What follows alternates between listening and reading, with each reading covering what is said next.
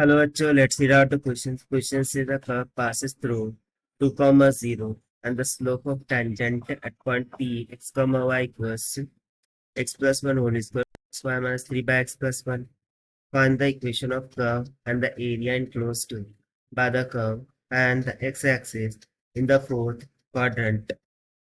So यहाँ पर हमें बोला जा रहा है कि कर्व पास करती है थ्रू द पॉइंट 2, 0 और जो स्लोप ऑफ टेंजेंट है एट पॉइंट थ्री वो x plus one whole square plus y minus three by x plus one की इक्वल है। सो हमें equation of curve and area enclosed by the curve with respect to the x axis in the fourth quadrant का find out करना है। तो चलिए start करते हैं सोल्यूशन से, but before of that let's talk about the key concept which we are going to use here for this question. तो इस क्वेश्चन को सॉल्व करने के लिए हमें डिफरेंशियल इक्वेशन इस कॉन्सेप्ट का यूज करना होगा। अब ऐसा क्यों? यदि आपको differential equation of the form इस तरीके से दी हो कि dy by d x plus में p of x y is equals to q of x की वन है, जहाँ पर p ऑफ x और q of x must be function of x। So उसके लिए इंटीग्रेटिंग फैक्टर हो जाएगा e to the power integration of p of x dx, and the solution of differential equation will be y into integrating factor is equals to integration of q of x into integrating factor dx plus constant of integration, that is। अब इसका use हम क्यों करने वाले हैं? So this we are going to use to find out the equation of the curve. ठीक है, और उसके बाद सेकंड कंसेप्ट हम simply area under curve use कर लेंगे। ठीक है, area under the curve. So इसके लिए हम सिंपली लिख देंगे कि required area under the two curves और under the single curve, this will be given by the formula integral a to b whatever will be the curve f of x dx, so this will be equals to g of x and the limit will go from a to b, this will be equals to g of b minus में g of a। So इन concept का use करते हुए start करते हैं हम solutions. So according to question the slope tangent at the point P वो हमें इसके इक्वल दे रखा है। सो स्लोप गिवन है मींस टू से we are given that dy by dx is equals to x plus 1 का होल स्क्वायर प्लस में y minus 3 divided by x plus 1।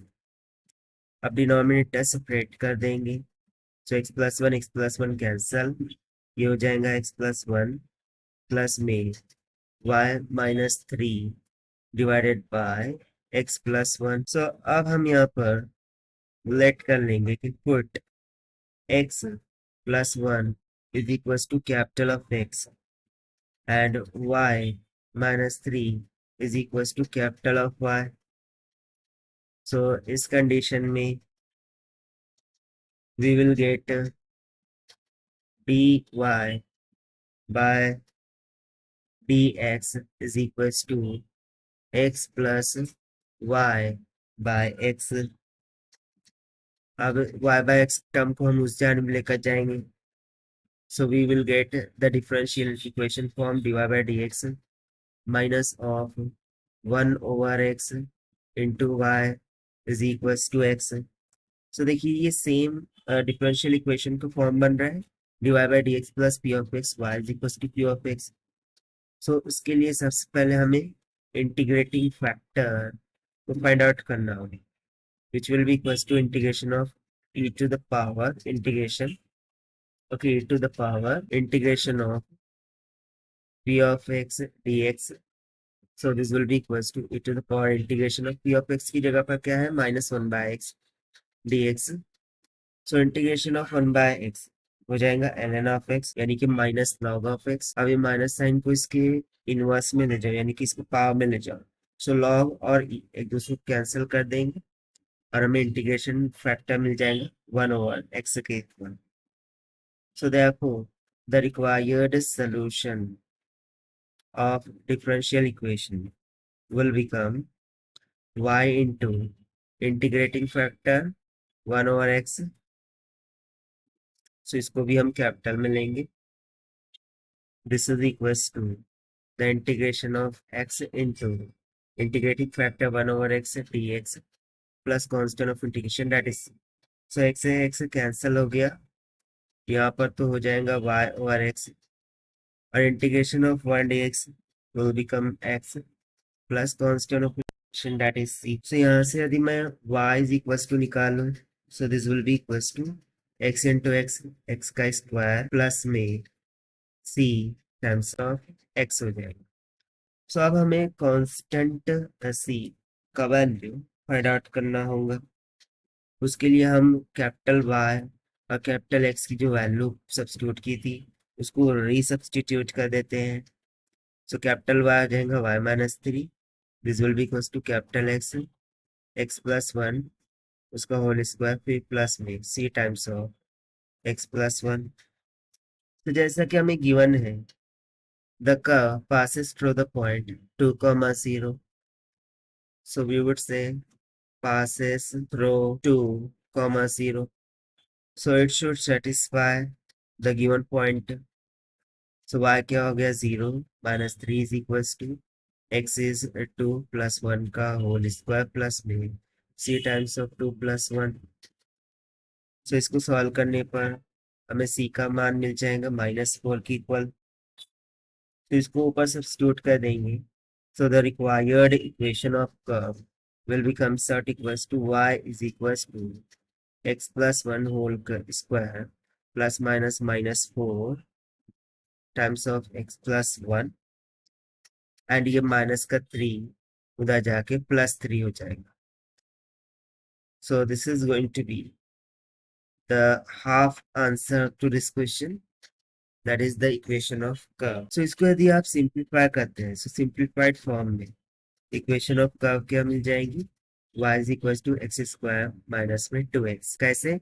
by using a plus b whole square formula which is equals to a square plus b square plus 2ab. उसके according यदि हम x plus 1 whole square को open करें और फिर इसमें subtract करें, so after simplifying हमें वो कर्व इक्वेशन मिल जाएंगी y is equals to x square minus में 2x. now in the same question we need to find out the area under the curve. So इसके लिए हम डायग्राम ड्रॉ कर लेते हैं. Let's suppose कि horizontal axis, this one is the vertical axis. So जैसा कि हम बोला गया था इंटरसेक्शन पॉइंट क्या है 0 और 2. ठीक है, 0 एंड 2 एंड कर्व की इक्वेशन क्या आ रही है x स्क्वायर माइनस में 2x और ये फोर्थ क्वाड्रेंट में है, यानी कि curve will be something like this. It will pass through the origin क्योंकि 0, 2 इस पॉइंट को सेटिस्फाई कर रहा था. सॉरी 2, 0. सो 2, 0 के लिए one point must be passes to 0 and this another point must be equals to 2, क्योंकि यहाँ पर देखिए ये 2 दिया हुआ है इसलिए. सो जो फोर्थ क्वाड्रेंट एरिया है उसको फाइंड आउट करना है, यानी कि the region which I am shading here, this is we need to find out here. So by using the concept area under the curve, this must be equals to the integration of जो भी curve की equation है वो, that is x square minus में 2x dx and the limit will vary from 0 to 2 because it is along the x. ठीक है, so x कहाँ से कहाँ तक वैरी कर रहा है 0 से 2 तक. so इसको अब इंटीग्रेट कर देते हैं by using the formula x to the power n dx is equals to x to the power n plus 1 by n plus 1. so इस फॉर्मूले के अकॉर्डिंग x स्क्वायर का हो जाएगा x cube by 3 minus में 2 common, integration of x will be x square by 2 and the limit will go from 0 to 2. so यहाँ से 2 से 2 cancel, put upper and lower limit, so it will become 2 cube by 3 minus में 2 का square हो जाएगा 4. this will comes out equals to 2 का cube 8 होता है, सो 8/3 माइनस में 4, 4 3 ज़ा 12, और 12 में से 8 चल जाएगा तो 4 बचेगा। सो बेसिकली ये निगेटिव ऑफ 4/3 होगा, but area can't be negative, that is why हम इसको मॉड में ले लेंगे। So therefore the required area will be comes out equals to 4/3 square units, and therefore this is going to be the required answer of this question. So this is the required solution. I hope you understand it well. Best of luck. Thank you.